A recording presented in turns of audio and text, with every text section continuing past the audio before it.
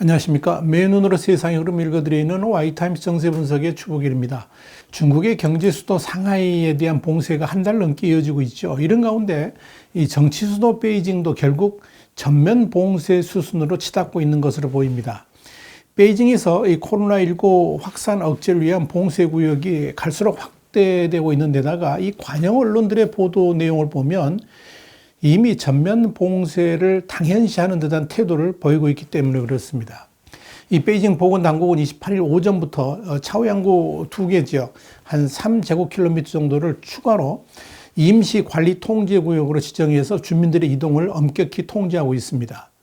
이곳은 베이징의 최대 번화가 중에 한 곳인 이 고마오하고는 지하철로 2정거장 거리밖에 안 되니까 굉장히 가깝지 않습니까? 그러니까 확산은 불보듯 뻔하다 이렇게 볼 수가 있습니다.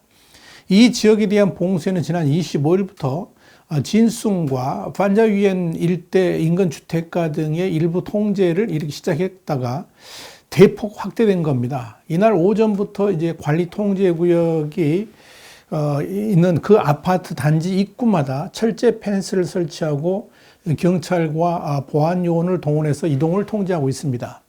전날에도 퉁저우 구두곳하고 펑타이구 한 곳이 관리 통제 구역으로 지정됐습니다. 이렇게 나날이 봉쇄 구역이 확대되고 있는 셈이죠. 이 봉쇄된 지역의 주민들은 아파트 단지 밖으로 나갈 수가 없고 직장인들 역시 출근을 포기하고 재택근무를 해야만 합니다.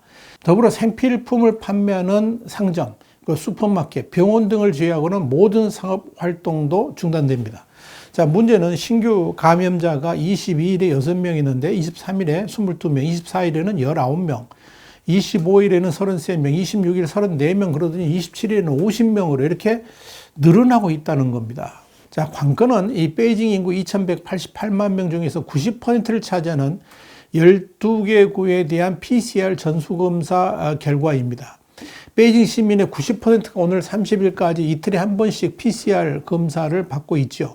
상하이의 경우는 이 전수검사가 파악된 감염자 급증으로 이어진 점을 고려한다면 이 베이징 감염자 수도 늘어날 가능성이 커 보입니다. 그건 당연한 거겠죠. 한편 베이징으로 오가는 항공편도 줄줄이 취소되고 있습니다. 홍콩의 명보, 밍바오라고 그러죠. 이 홍콩의 명보에 따르면 25일만 하더라도 베이징의 서우두 공항과 다싱 공항의 항공기 취소율이 80%에 달했습니다. 이날 서우두 공항에 예정된 990개 항공편 중에서 791개의 편수가 취소됐고요. 다싱 공항에서는 902편 중에서 728편이 취소가 됐습니다. 자, 그리고 이 전면 봉쇄 한 달을 넘긴 상하이의 경우에도 일단 확진자 숫자가 조금씩 줄어들고는 있습니다만 아직 안심할 단계는 전혀 아닙니다. 28일 0시 현재에 이 상하이의 신규 감염자 수는 13,562명인데요. 전날보다는 한 3,400명가량 줄었습니다. 그런데 이 상하이에서는 스마트폰에 들어가는 전자통행증이 등장을 했습니다. 이 전자통행증이 만들어졌다는 것은 중국 경제에 큰 충격을 주고 세계 공급망까지 교란하는 상하이 봉쇄가 일부 완화될 가능성이 있다는 걸 보여주는 것이기는 합니다만 반대로 이 상하이 봉쇄가 장기화될 수도 있다는 것을 암시한다는 점에서 주목받고 있습니다. 28일 상하이 주민들에 따르면 최근 상하이시가 운영하는 스마트폰 건강 코드 앱인 수이산마에 이 통행증 기능이 추가가 됐습니다. 도시마다 건강 코드의 이름은 다르지만 이 지역의 감염도 정도에 따라서 공통으로 주민들을 녹색은 이제 안전이고 황색은 주의, 적색, 통제 이렇게 녹색, 황색, 적색 코드 3가지로 분류가 됩니다.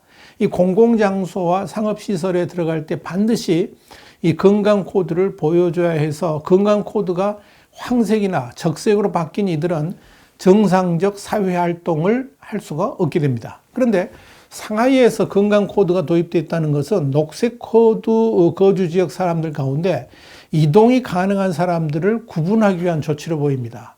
이건 오랜 봉쇄 속에서 경제 피해가 극심해지니까 상하이시가 선택한 중점 기업 근로자들부터 조업 활동을 서서히 재개하는 방안을 추진 중인 가운데 나온 겁니다.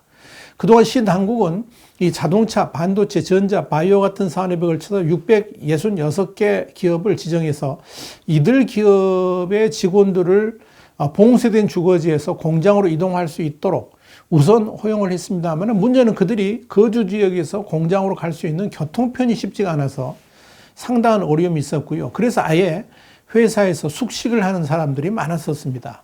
그런데 상하이시의 딜레마는요, 2,500만 주민 대부분이 봉쇄로 주거단지에 갇혀 있기는 합니다만은 방역과 식료품 공급 등 사회 필수 인력의 제한적 인구 유동이 계속되고 있다는 거죠. 그런데 그 사람들이 밀집한 채 이루어지는 이 집단 코로나 검사 과정에서 교차 감염이 발생할 가능성이 굉장히 높다는 겁니다. 실제로 이 격리 지역 바깥에서 발생한 신규 감염자 숫자가 최근 일주일만 하더라도 꾸준히 하루에 한 200명 안팎이 나오고 있습니다. 이건 장기간에 걸친 고강도 도시 봉쇄도 한 번 대규모로 퍼진 오미크론 변이를 박멸하는 것은 그만큼 어렵다는 것을 보여줍니다. 그러니까 이런 것에도 불구하고 중국이 지금 계속 전면 봉쇄 정책을 밀어붙이고 있는 거 아니겠습니까? 이게 얼마나 잘못된 것인지 보여주는 겁니다. 인구 1억 명의 허난선도 전날 방역 정책을 발표하면서 다른 지역 주민이 이 허난 지역에 오는 순간 이 휴대전화의 건강 코드 미니 프로그램인 젠캉바오의 색깔이 노란색으로 바뀔 것이라고 경고를 했습니다. 이 젠캉바오가 노란색이라는 건 확진자가 발생한 장소에 다녀왔거나 일주일 동안 자가격리를 해야 된다는 의미이기 때문에 사실상 허난 지역을 방문하지 말라, 이런 뜻이죠. 광저시는 공항에서의 코로나 확진자 발생 때문에 모든 국내선 항공의 운항을 이번 주말까지 전격 취소를 했습니다. 이렇게 중국 전역에서 확산되는 봉쇄 조치로 인해서 최대 1억 6,500만 명이 영향을 받고 있다고 CNN이 28일 보도를 했습니다. 이는 2020년으로 기준했을 때 중국 인구인 14억 200만 명의 10분의 1도 넘수죠. CNN에 이어서 1270만 인구의 수저시와 950만 인구의 하얼빈 등 헤이룽장성 동북부에서 광시성 남부와 서부 칭하이성까지 봉쇄 지역은 중국 전국 14개 성에서 걸쳐 있는 것이다, 이렇게 보도를 했습니다. 문제는 이런 봉쇄가 주먹구구식이고 특히 이 지방 관리들의 책임을 회피하기 위한 이 강제적 봉쇄가 이어지기 때문에 이게 무차별적으로 시행되고 있다 하는 거, 이게 문제입니다.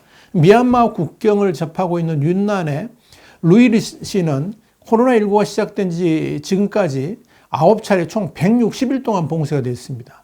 상황이 이렇다 보니까 당장 먹고 살기 힘들어지지 않겠습니까? 그러니까 해당 지역을 탈출하는 바람에 인구가 급감하는 사례까지 벌어지고 있습니다. 베트남과 접경한 광시 둥싱시는 지난 24일 60일간 이어진 봉쇄가 풀렸습니다. 코로나 2년을 겪으면서 관광 그리고 베트남 무역에 종사하던 상주 인구 20만 명은 최근에 인구조사를 해보니까 7만 명으로 줄었습니다. 인구의 3분의 2가 사라져 버렸습니다. 자, 여러분, 이런 중국의 방역 정책과 관련해 가지고 홍콩의 사우스차이나 모닝포스트는 더 정밀하고 과학적인 코로나19 방역을 해야 된다는 목소리가 중국 내부에서 나온다라고 보도를 했습니다. 익명을 요구한 한 중국 정부 고문은 사우스차이나 모닝포스트에 경제 상황이 나쁘다고 해임되는 관리를 본 적이 있는가? 현재 그들은 오로지 코로나19 통제 실패로만 해임된다 그러면서 이 지방 관리들이 제로 코로나를 최우선시하고 있다고 말했습니다. 앞서 지난달 사우스차이나 모닝포스트는 중국 당국이 코로나19 확산에 책임을 물어서 한 달간 최소 74명의 관리를 해임하거나 징계했다고 전했습니다. 자, 상황이 이렇다 보니까 여러 지방 정부가 감염자가 한두 명만 나와도 지역 전체를 봉쇄를 해버립니다. 히토류 생산 기지인 네이먼구의 바오토는 확진자가 2명 나왔는데 지난 25일 봉쇄를 단행했습니다. 안의성의 우후는 지난주에 감염자가 1명 나왔는데 봉쇄령을 내려버렸습니다. 자, 봉쇄에 따른 불만과 부작용, 피로감이 중국 내부에서 치솟고 있습니다만 관영 매체들은 연일 인민의 생명이 최우선이고 경제성장과 방역 사이의 균형을 맞출 수 있다라고 주장을 하고 있습니다. 소위 칭링이라고 그러죠. 칭링. 제로 코로나를 칭링이라고 그러는데 이 칭링으로 불리는 중국의 코로나 대응 정책 때문에 중국 전체가 흔들리면서 혼돈에 빠지니까 고위 관료들까지 나서가지고 이러면 안 된다라고 수습을 시도를 하고 있습니다만은 이게 과연 제대로 이 대응을 할 수 있을지는 의문입니다. 시진핑 중국 국가주석은 제로 코로나 정책에도 불구하고 중국 국내 총생산, 그러니까 GDP 성장률에서 미국을 이기라 이렇게 지시를 했습니다만은 홍콩 중문대 연구진 등은 27일 중국이 전면적 봉쇄 정책을 취하면 매달 중국 전체 GDP의 3.1%인 460억 달러, 한 56조 원의 경제적 손실이 발생할 수 있다고 추산을 했습니다. 봉쇄 일변도 방역에 국가적 비용은 급증하고 있는 거죠. 리청 미국 브루킹스 연구소 선임 펠로는 코로나19 방역을 위한 드라코니안, 그러니까 무자비한 수단으로 인한 이 막대한 비용으로 인해서 지난 2020년 450만 소상공인이 폐업했다 그러면서 이는 지난 2018년에 10배, 2019년에 2배 이르는 막대한 비용이라고 지적을 했습니다. 이렇게 중국 경제만 문제가 되는 게 아닙니다. 이 중국의 제로 코로나 정책으로 인해 가지고 도시 봉쇄가 이루어지니까 세계 물류 흐름도 완전히 지금 방해를 받고 있습니다.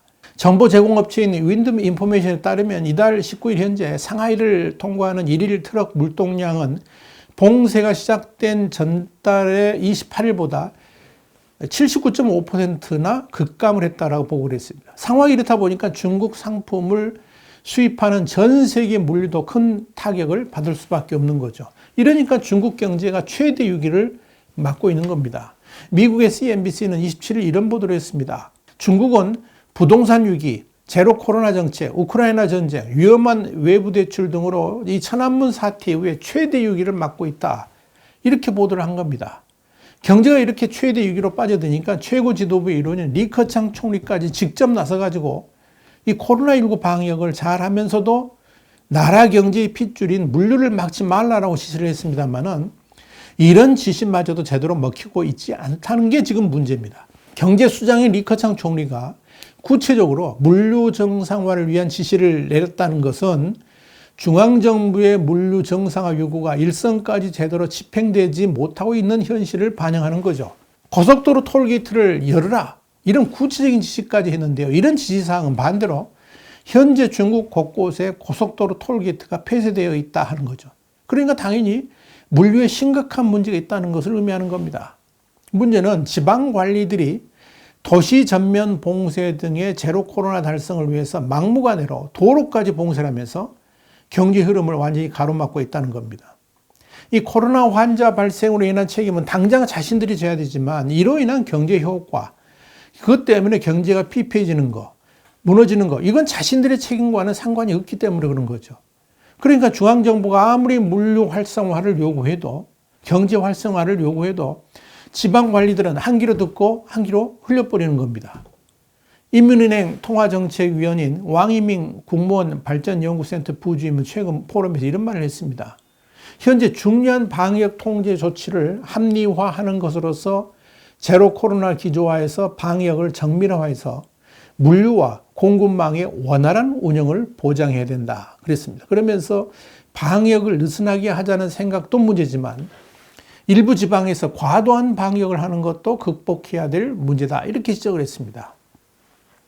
그런데 이런 중앙정부의 우려에도 시진핑 주석이 3년임을 확정짓는 올 하반기 20차 당대회까지는 이 칙령을 포기하지 않겠다 하는 것을 확고하게 지금 천명하고 있는 마당에 이게 폐기되지 않는 한 중국 내 혼돈은 계속될 수밖에 없다 하는 이야기입니다. 결국 이 시진핑 주석이 3년임을 위해서 중국 인구의 10% 정도가 주거 이동의 자유를 완전히 박탈당하고 있고, 그러니까 사실상의 감금 상태에 있는 거죠. 이로 인해 가지고 중국 경제가 추락하고 있다라고 보시면 될 겁니다. 이게 과연 얼마나 속 깊은 병으로 이렇게 전개될지, 전이될지 두고 볼 일입니다. 와이타임스 정세 분석이었습니다. 다음 시간에 다시 뵙겠습니다. 감사합니다.